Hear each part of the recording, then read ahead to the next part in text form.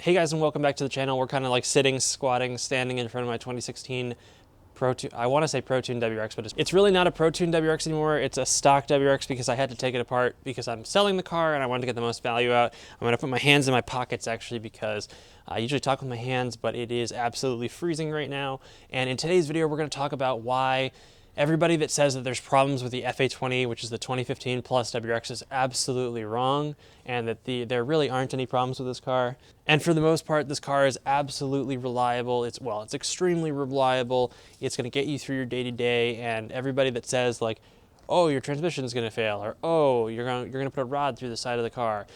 Generally, I'm basically saying they're probably wrong, and it comes down to how you care for the car and your ownership and what you've done to the car for the most part. But these stock engines are very robust, they're very reliable.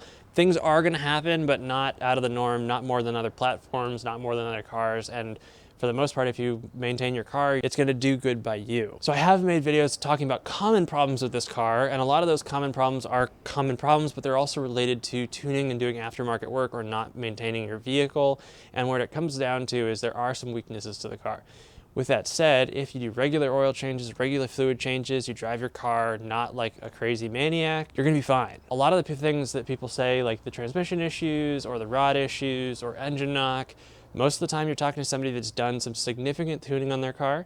And the other thing is you do see a lot of blown engines and engine issues with this car and this platform, and that also comes down to tuning and modifying the car and pushing the limits. Got too cold standing still, so I'm gonna start walking around. Hopefully my hands will get cold, but the rest of me will stay warm. So the reality is there's a lot of tuners out there. There's a lot of new tuners. It's a big business. There's money in it. It's not a huge business, but there's money in it. There's good money in it.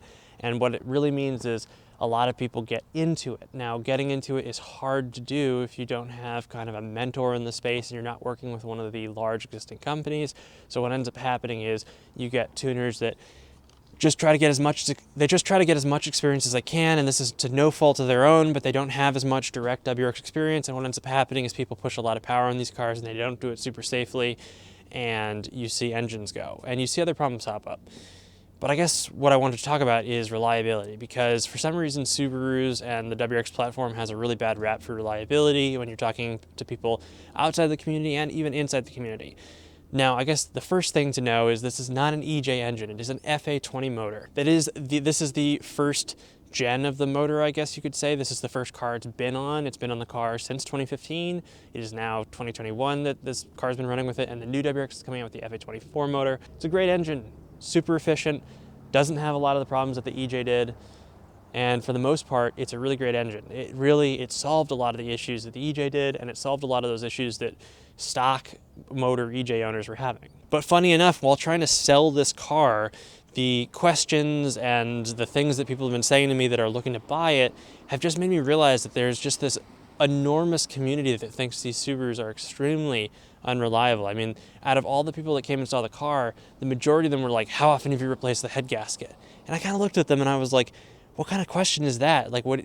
Why are you looking at a car, especially when it's modified and tuned, if you don't really know too much about it? Because head gasket issues aren't typically a problem with this platform and the FA20 motor. So I guess what I'm here to say is that, you know, these cars get a bad rap because sometimes Subarus get a bad rap, but that's, I think, you know, I'm going to make a big opinion there, is Subarus need a little bit more care in that they need to be paid attention to a little bit more. So they can get a bad rap when somebody doesn't do something for like 20,000 miles, when they don't do their oil, or they don't do something, or they don't care for the car. Things can go wrong because it's better technology in that it's more advanced and it's newer. So things can happen. But the idea that it's the same car as it was before and this like unreliable EJ, it just isn't the case. And, you know, again, people do have problems, and I'm not trying to minimize the people that have problems. There have been extended warranties on this car. You know, the CVT has had problems, but I guess I'm speaking to the FA20 motor itself, the engine itself, and then if you do buy the manual version of this car, it's incredibly reliable. And I'm also saying it's not reliable to tune these, because if you tune it the correct way, it can be reliable and it can be a great car. So again, this is a little bit of a rant. It's a little bit of education. I wanted to let you guys know that like buying this car and this platform is not some crazy trade-off that you're saying like, oh, I'm buying this car that's going to break down on me all the time, because the reality is it's not. And this car will get you everywhere you need to go for the most part.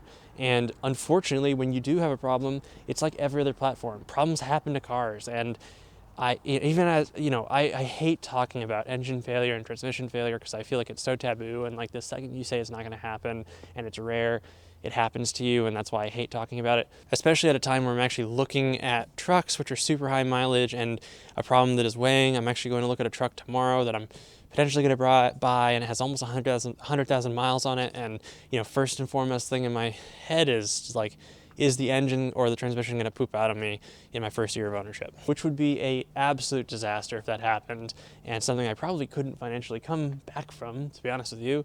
I'd have to figure out how to rebuild it myself, which is something that I haven't done yet. You know, I'm sure I could do, but I haven't done it yet, and hopefully that's not going to happen. So again, I hate talking about these taboo items like engine failure and stuff, but yeah, this 2015 plus FA20 motor is incredibly robust, super reliable, and anyone that tells you otherwise doesn't know what they're talking about when they don't know the platform. So if you're a prospective buyer or owner, just know that like these cars last. And we haven't seen super high mileage ones because they've only been out since 2015, and it's it's a sports car, it's a collector's car, whatever you want to call it.